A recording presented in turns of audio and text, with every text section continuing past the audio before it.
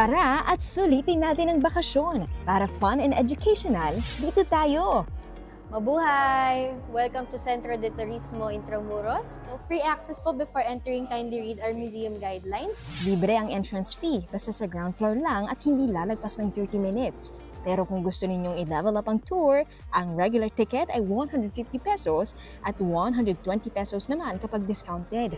Pero teka, ano nga ba ang kwento sa likod ng Centro de Turismo Intramuros? Ayon sa Intramuros admin, ang mismong kinatatayuan nito ay ang dating San Ignacio Church. Isa ito sa pinakamagagarang simbahan dati. Pero dahil sa matinding putukan at sunog noong World War II, tuluyang nawasak ang simbahan. Noong June 2024, muli itong itinayo hindi na bilang isang simbahan, pero bilang isang museo na nagbibigay buhay sa kasaysayan at kulturang Pilipino. Tourism hub or center din po siya. So, kapag may mga tanong po yung mga turista natin, pwede po silang mag-ask po sa ating reception ng more of like information center po.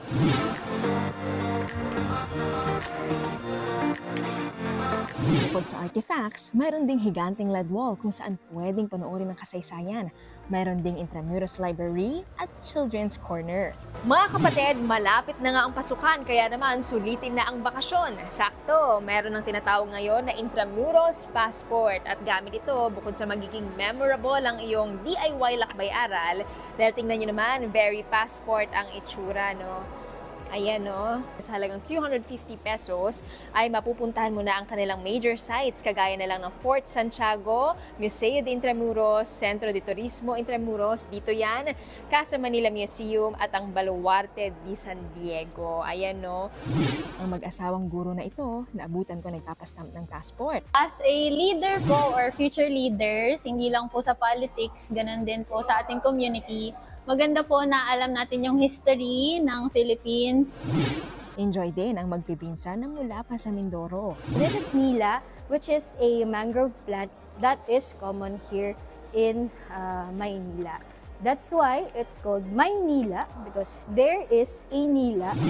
Bilang Gen Zs, gusto raw nilang malaman ang mga hirap na pinagdaanan ng bansa noon. Hindi lang doon ito natatapos, kung hindi, ano yung mga pwede nating gawin ngayon para hindi na mangyari ulit ito?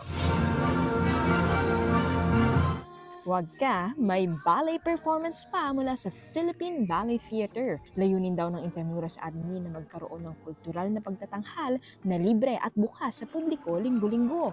Bukas ito mula Martes hanggang Linggo from 9 a.m. to 6 p.m. O paano? Takits mga kapatid. Bea de Guzman, News 5. Mga kapatid, Jess De Los Santos po. Iba na ang may alam at may pakialam sa panahon ngayon.